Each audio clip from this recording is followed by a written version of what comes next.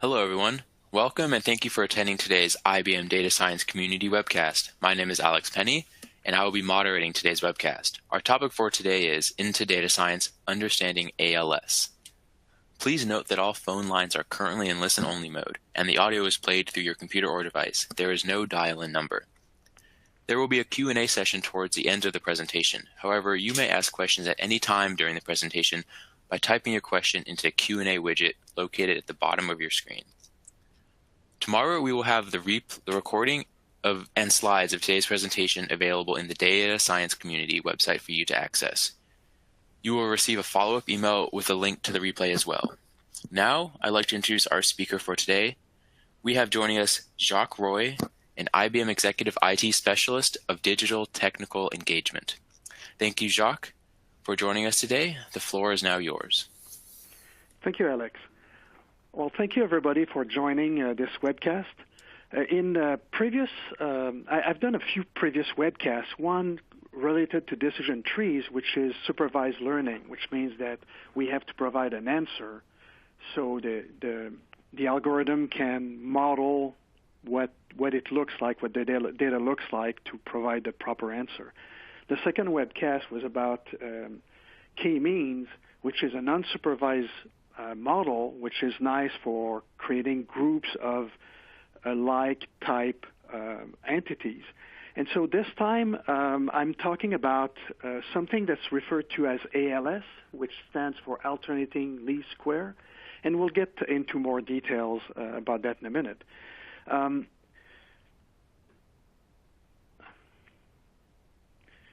So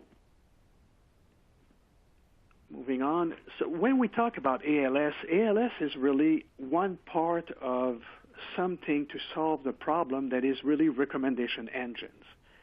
So recommendation engines are actually pretty important because with this, we're able to answer the needs of customers in different areas. And of course, everybody knows about movie recommendation because of Netflix. But then you look at any type of sites like Amazon, for example, they do give you recommendations on what product you may be interested in next.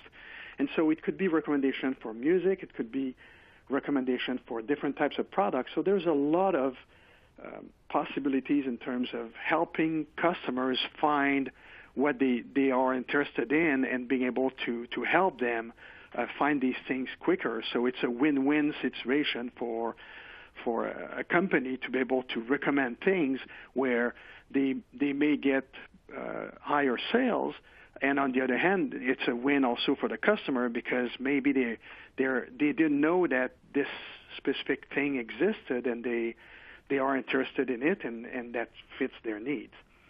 So when we talk about a recommendation engine, it really started from a concept of collaborative filtering back in 1992. Then there is something else that came up to actually help in terms of finding a solution to that recommendation. It's something called matrix factorization that came out back in 2006, and there's been some improvement on that. That really was promoted by the fact that Netflix came out with a challenge that said, if you're able to recommend movies and improve our recommendation by 10%, we'll give the winner a $1 million prize. And so that's when that started. And what happened is it took a few years before the prize was won. And what they did in between was the group or the team that had the best result, despite not beating Netflix by 10%, got a $50,000 prize at that point for the years in between the beginning of the challenge and when it was won finally in 2009. So that's where really that matrix factoring came out and became important. So let's get into this a little bit more because it's it seems to be a little bit of a dark art when you look at it. But basically, what that means is you try to represent the users on one side and the items on the other, and then through lower dimensions, meaning that through less number of attributes, figure out what the recommendation would be. And so they talk about latent space, latent factors. And so for one thing, when you see that, the latent factors, what are those latent factors? What does that mean? Well, latent actually just means hidden factor. So let's start by a simple example. If I tell you there is a person here that bought Data Science for Business, a book with this title, what does that mean? What can you tell me about that person? Is this a man or a woman? You probably can't tell. Is this a technology person? Well, probably. Is it a movie director? Probably not. And so just the fact that the person bought this book tells you something about that person. You don't quite know what it is, but that still gives you the beginning of a picture. So if you have more choices like that, you start being able to group the people based on their choices of what they bought in terms of books in this case. If, on the other hand, I show you another book, and it's called Principles of Internal Medicine, well, right there you have a different view of the person that bought that book. You could say, well, this person is probably in the medical field. Principle of Internal Medicine, maybe that person's a student, and likely then that if they bought that book, they are relatively new to the field, they may be relatively young. So these are the hidden factors, the latent factors that we're talking about to be able to figure out how to basically group the people on one side and group the products on the other. So how does that work? So here we have the answers. Basically, we have, let's say, movie ratings. On the one side, you have the users, and on the other side, the products, which would be the movies. And you see it's really spotted in terms of answers. So you have a lot of empty fields. But still, what you want to do is take the users and take the products, and with a number of these latent factors, being able to do matrix factoring, basically by multiplying the matrix you see here, the matrix under users by the products one, you would get an approximation to the answer that we have. So basically, if we're talking about movies, we're talking about a bunch of users and a bunch of movies, and the between the two you have the ratings, so you can get a feel for how well the person liked the movie. And there's a lot more than just ratings that could be used in terms of figuring out how well a person fits with a specific product. So when you look at that matrix multiplication, basically if you look at that line here in yellow, multiply by the column here in blue, you end up with that green dot. That's really the position of the answer. So I talked about recommendation engine, I talked about collaborative filtering, and I haven't talked about ALS yet. So ALS, what's ALS? ALS stands for alternating least square. So if you're familiar with data science in general, you've probably heard about, or if you remember your math from high school, college, that type of stuff, you probably remember linear regression, that was being able to fit a line based on a series of values, and the way to fit that line would be to look at the square of the distance between the dot and the line, and that square value is then added for all the points to figure out how far they are from the line, and basically the better fit has the least value in terms of the sum of the square values. And the reason is square values, for one thing, is then you get only positive numbers, and so that's easy to add them up all together. So the least square part is what we talk about, is try to minimize the difference between the real value and the calculated value. So alternating, what do we mean by that? So if we get back to our matrix multiplication here, what we see is ALS is basically a method to be able to find these factors, to find these two matrices to approximate the result one. And so the idea of alternating is simply that you keep one side, let's say you keep the product side fixed, and you adjust the values within the user factors, the latent factors. You adjust the values to reduce the error on the result. And the result, you have to look at the ones where you have results. The empty ones, then it doesn't give you any indication. And so once you do that, you alternate where you keep the user side fixed, and you take the products and adjust the values. And so by going through that process, you can end up in a situation where you have something that is pretty close to what you would to the real value. And so that provides multiple benefits at the end, because if you're pretty close to these multiple values, you can also approximate the empty values, and that's where the recommendation comes in. So really, alternating least square is about that matrix factorization and the process of being able to adjust the values to get to the answer.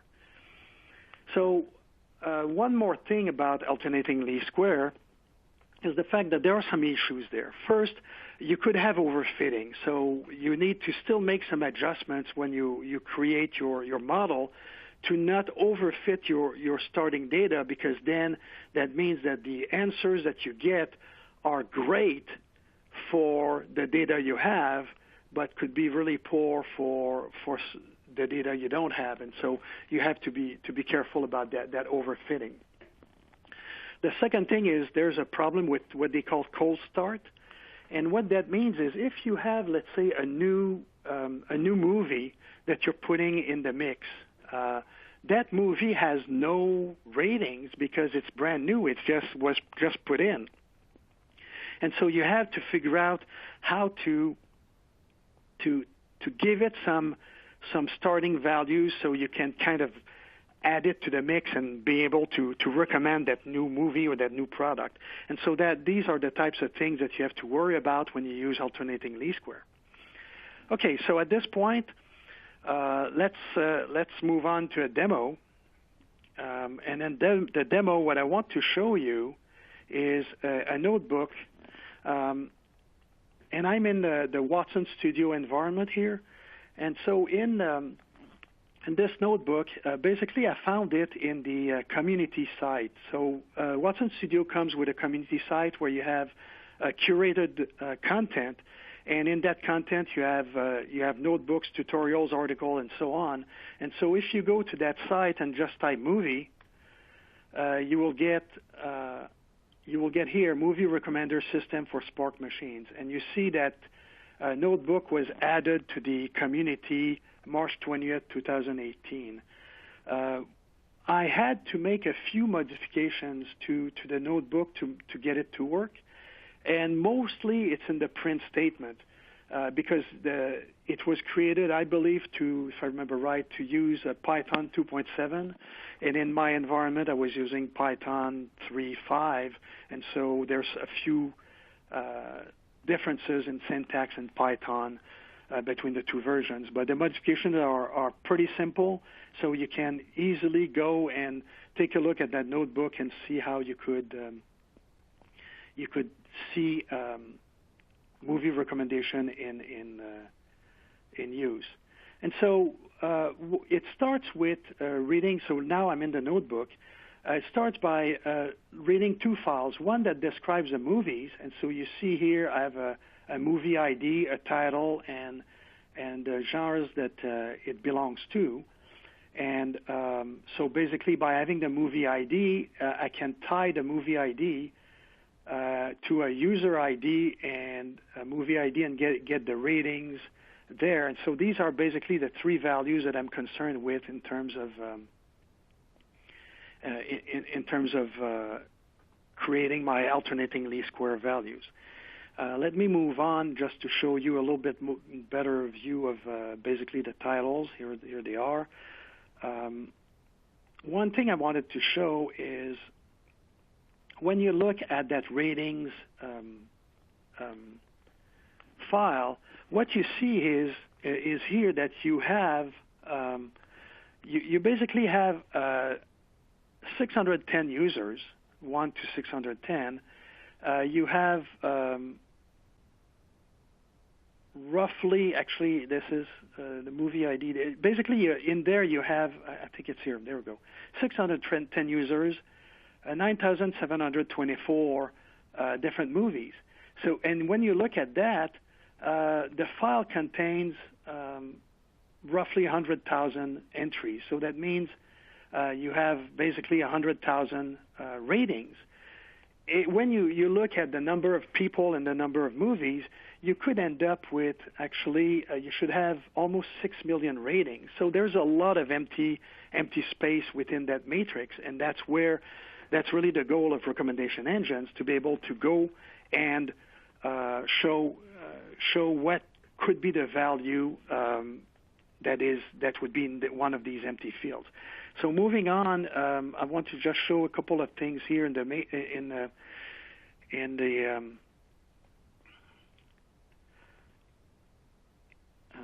notebook. So you see here, when I created the model, let me show you very quickly. So I created a model called, basically in Spark, it's simply called ALS.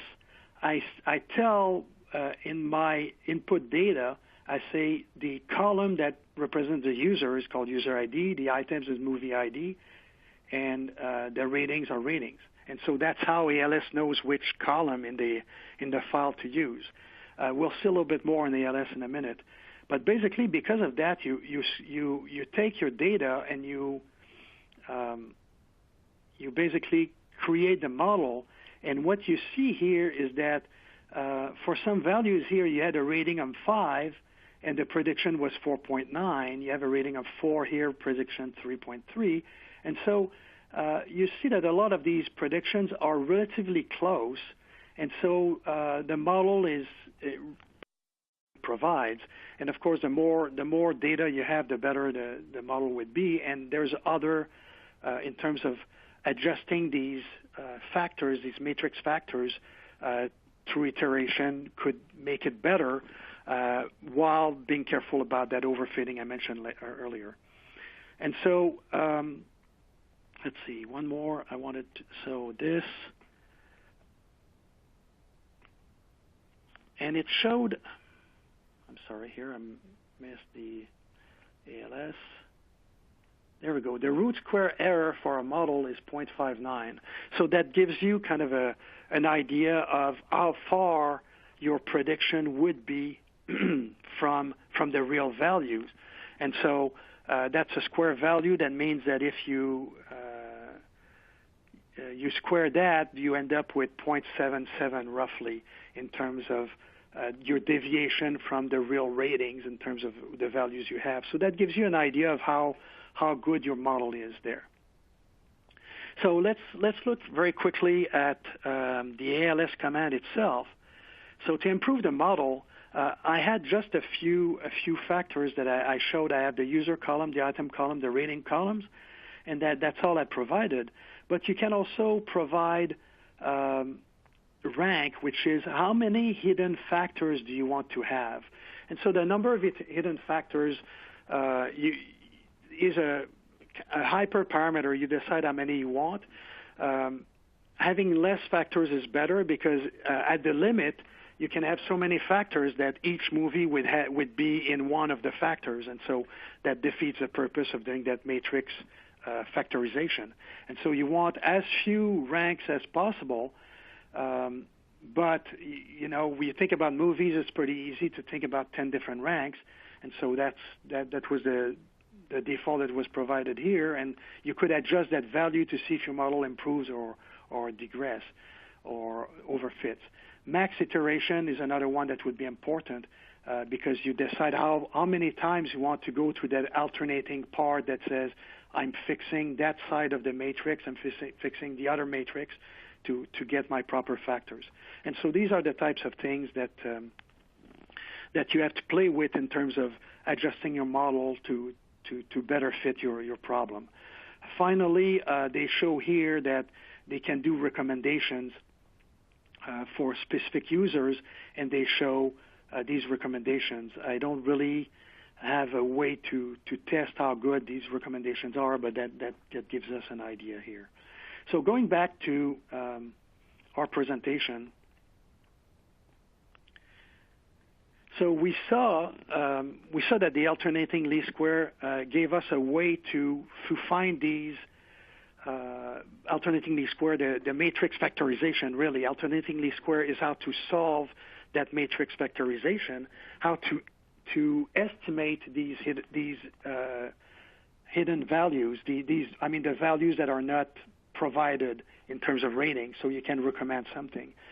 In our example before, in the notebook, basically there was only about 2% of the ratings that were provided, and still be able to give a relatively decent answer, even by using the defaults there with 10 iterations and 10 hidden factors.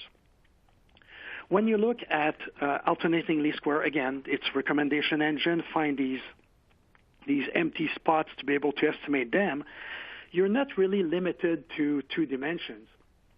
You could look at it as potentially up to 3 dimensions or more, and I've seen some articles available on the web when you do some searches where they're talking about doing basically that matrix factorization in 3 dimensions. And so that's a possibility. Could it go to more than that? I don't see why not. And now it's a matter of how you implement everything to make sure that you alternate between the multiple dimensions. Because you had 2, it was alternating between the one dimension and the second one and back. Then that would be, I guess, alternating between 1, 2, and 3 and go rotate that way. So something to keep in mind, that it's not because all the examples you see and everything that's provided is always 2-dimensional that it would not be possible to add a third, like in this case here I talked about customers, products, and location. So that's something to keep in mind. But alternating least square is really a great approach for recommendation engines. Hopefully in this presentation that gives you a good idea of how it works, so it's not too mysterious, and you can understand what's going on under it, and better understand, because you understand that it's matrix factorization, you can better understand what type of limitations you have. So for more information on data science, as I said at the beginning, I have this YouTube channel, Bite-Sized Data Science, that covers a lot of different areas, and so you may be interested to take a look at that. I was using Watson Studio in here, and DTE has a website. It's changing, so there'll be some changes soon, but this site is still working. Basically, you can find information on Watson Studio there. Also, in Bite-Sized Data Science, there's actually a playlist that contains several videos, short videos, that talks about the different features of Watson Studio. The DTE website includes a lot more about a bunch of other products. And finally, if you don't have an account on Watson Studio and you're interested in it, you can use this link that I have here to go register. It's a free account, and then you can start playing with all these things. Okay, so with this being said, let's move on to the questions. Okay, so actually it's kind of funny. There's only one question here. I expected a lot more. Either I was really clear or you don't quite know what to ask. Will you share the notebook? The notebook, as I said, is part of the community in Watson Studio. So as I showed at the beginning of the demo, you can just go get it there. And most of the modifications I had to make to be able to use Python 3.5 instead of 2.7 was in the print statement. So it's pretty trivial to readjust it. Okay, I guess at this point there are no more questions. So hopefully that's been useful to everybody to understand what our recommendation engine work through matrix factorization and the alternating least square method, and you'll be able to start experimenting with that in your own environment to see if you can take advantage of it to better serve your customers. So with that, Alex, if you want to close the call.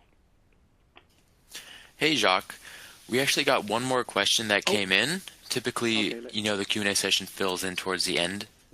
We have Thomas asking, can you provide the link to the notebook so it's easy to find? Okay. Let me see if I can do that really quickly. Well, yes, I'll put it in. So. Okay, great. If there are any more questions from the audience members, please submit them now. Okay, so while we wait for questions, let me go to, actually, I'll stop sharing my screen, and I'll go here.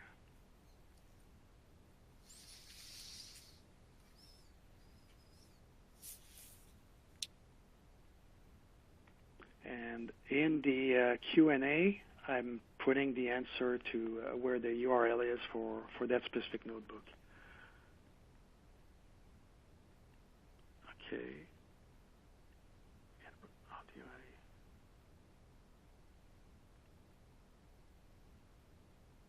Well, I put an answer in, and I'm not sure. Okay, so let me move on to the next question. Any future tendencies research available from Victor Kaznovsky? I'm not sure I understand the question, but basically if you do searches on the web on matrix factorization or most likely matrix factorization, but also alternating least square, you will find a lot of research papers, and you can look at that there. Okay, answered.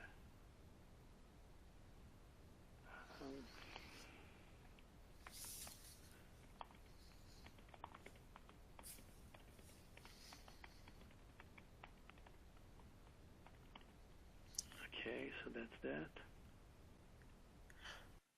Well, great. Looks like we have no more questions, so I'd be happy to close out the webcast. Okay, go ahead. Great. Thank you. I would like to thank everybody for attending today's webcast. Feel free to continue the discussion in the data science community if you'd like. Again, the recording and the slides will be available tomorrow in the webcast archives, and you will also receive a follow-up email with a link to the materials. This concludes today's event. Thank you, everybody, and have a fantastic day.